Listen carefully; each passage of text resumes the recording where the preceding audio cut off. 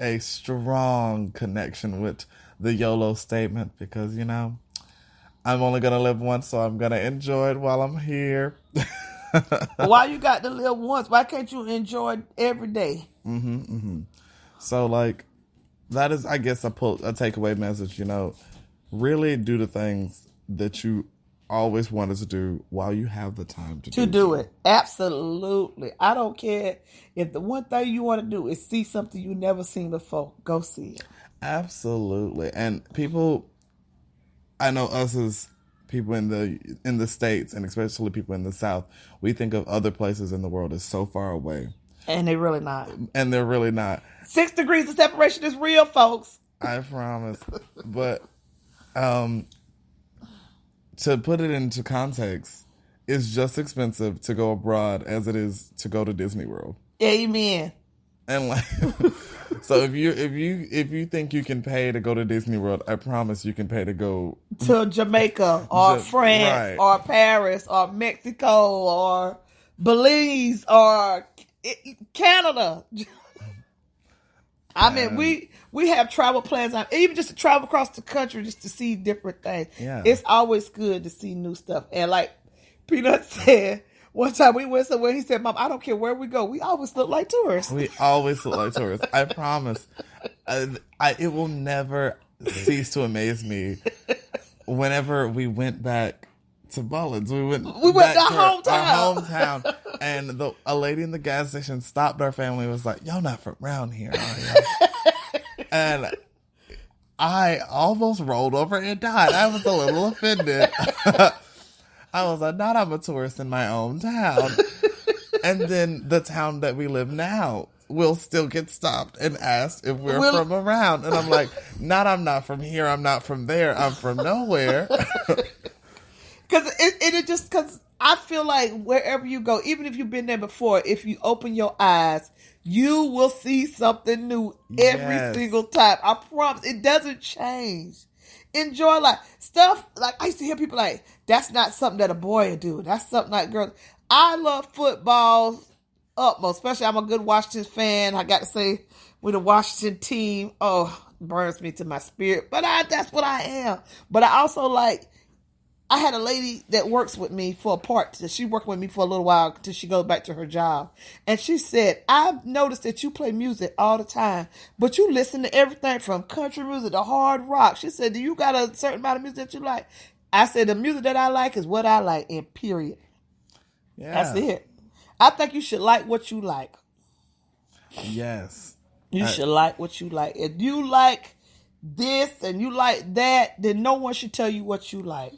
No one should be able to be like, you know what? Don't do that. Don't do this. Don't do that. Especially when you're an adult. Now, as a child, you might want to put some brakes on some stuff for your kids. You might not want to let but like I told a girl the other day, I said, I love good Nickelback music. And the lady was like, what is a Nickelback music? What is it? Hey, if you ever listen to it, you enjoy it. I grew up having to listen to Creed in my house with my doors closed. Now I play Creed in the car, banging. Because guess what? I make these car payments. As adults, they really say you should enjoy being a child while you are a child because adulting is hard. Adulting is hard. And children, we don't understand that, but adults do understand that. And when we become adults, we learn what they mean. But children also tell adults, I want to be an adult because of having that freedom. And parents know that that's not always the case. Because it ain't free. But oftentimes when children become adults, they forget what they wanted whenever they became, what they wanted when they were children. Why they wanted to become adults. Yeah, yes. In the first place. Like, you do have that freedom, though, as we do have that freedom as adults, because we really don't have that.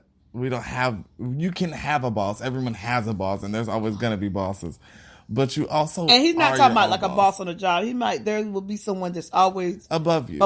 Yes. Yeah, but you also are your own boss in life, and so you shouldn't hold yourself back just because you think that you might not succeed, or you think that you can't do something. Or that's that good fear. Because like I said, I've been talking about podcasts. I want to say maybe 2016 or 2017 when I'm talking about before it even, and now people still don't know what podcasting is, but even before then, and I was like, let fear and life and bills and people just hold me back from doing it. So I'm like, this is what I want to do.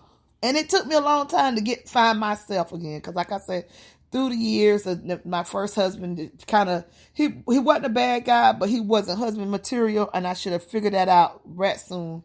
But like I said, he blessed me with my kids, and Mickey and Antonio. And I had my son David when we met. And like I said, my thing was, I was told as a 17-year-old that I was diagnosed with cervical cancer and that I wouldn't be able to have no kids. So tell me why I'm sitting here looking at Mickey and Peanut right now, knowing that I've let someone put that in my head instead of trusting in my faith and God, knowing like, look, I know I'm going to have kids. I know I'm going to do this. I know I'm going to do that. And like I said, my kids love to call me the Black Bar because I've done a lot of things. I've done a lot of jobs because I want them not to have that big struggle. Oh, well, maybe I have needed a little struggle in my life so I can understand what is going on with them.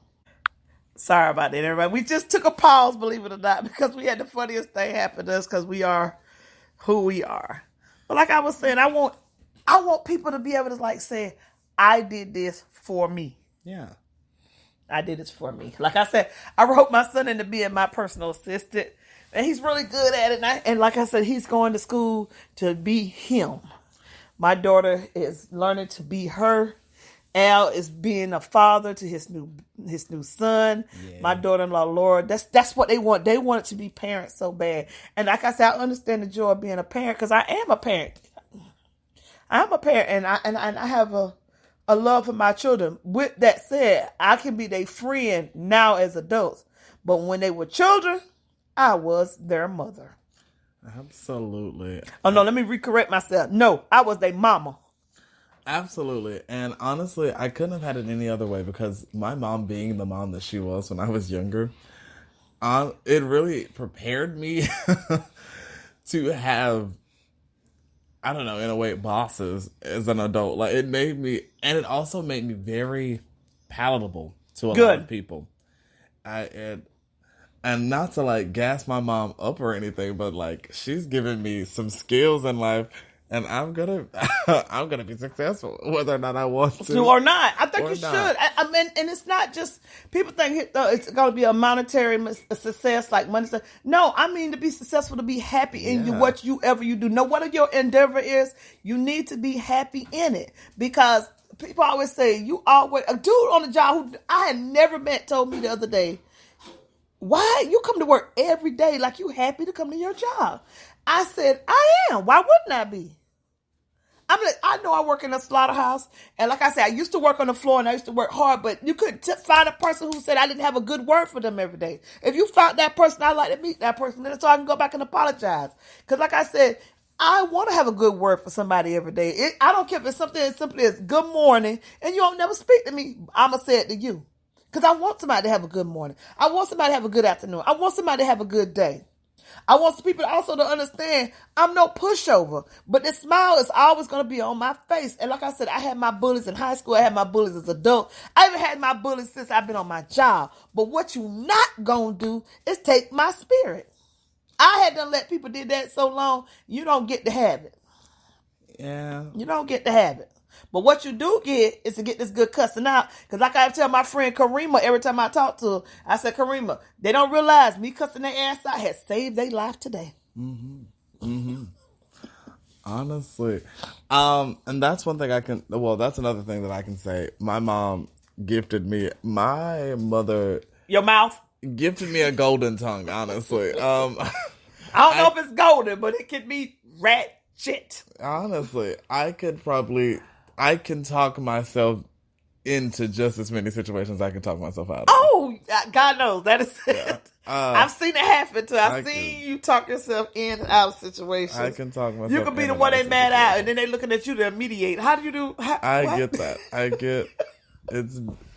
But that's good. My mom made me likable. My mom is likable, so I'm likable. And it's been a good thing. And I can say, fortunately, I haven't really dealt with much adversity in life. Yes, that is true. I'm like, I haven't had any serious bullies. I haven't had any serious shortcomings except being short. woo, Jesus, thank you, Lord. Yeah. You best believe I'm 5'5", but I still get these jokes for him every day. They're great too. They're great. I got some midget jokes on his side right now. He's not even shorter than me. Right. I am not strong, but luckily I haven't needed to be. I'm not rich, but luckily my mom is. And it's woo. I don't know what he talking about. Right, man. I'm broke as we speak. As we speak, but broken happy, you know. Broken happy, fat and happy.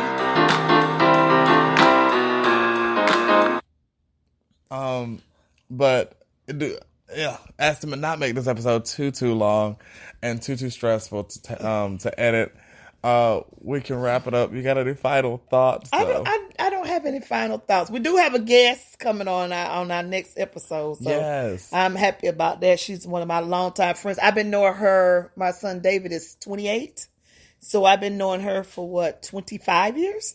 Yes. Yeah. So she's gonna be one of our guests, and we're gonna eat.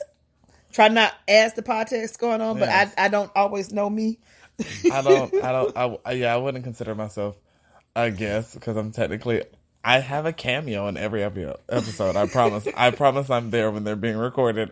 He is there because he's like, he is my, technical, my PA, and all of the above. And like I said, but if I did have to give, but if I did have to give any final thoughts, give your final thoughts.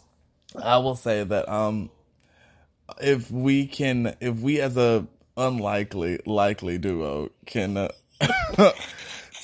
give out a message to anyone out there who is questioning doing something, is honestly just do it. Oh, how about the Spectra lady? I made her cry. Yeah, just do it. Just do it. That's basically all I did. I made the Spectra lady cry. And I'm like, who was Spectra? It used to be Time Warner for the old folks. And I called and it was giving her adjustment. And it's like, she was talking about how she been wanting to start her own YouTube page. And I gave her all the rigmaroles that I just gave in this podcast. Just do it. I know that sounds like a cliche. Yeah, and even if you think about, if you do something and then it's not widely accepted, but it makes you happy, then it was still worth doing. Yeah. Because you're going to do way more things in your life that are going to make you unhappy that you have to do than things that you're going to want to do and can't do. Right. So do it. I promise. Everything has its consequences. And everything's going to have its small enjoyments. So you should do the things that make you happy. Yes, definitely do things that happen. So this is going to be the end of my podcast because we have talked about everything and all about nothing. So good evening, everybody. You have a good evening, everyone. Good night. Goodbye.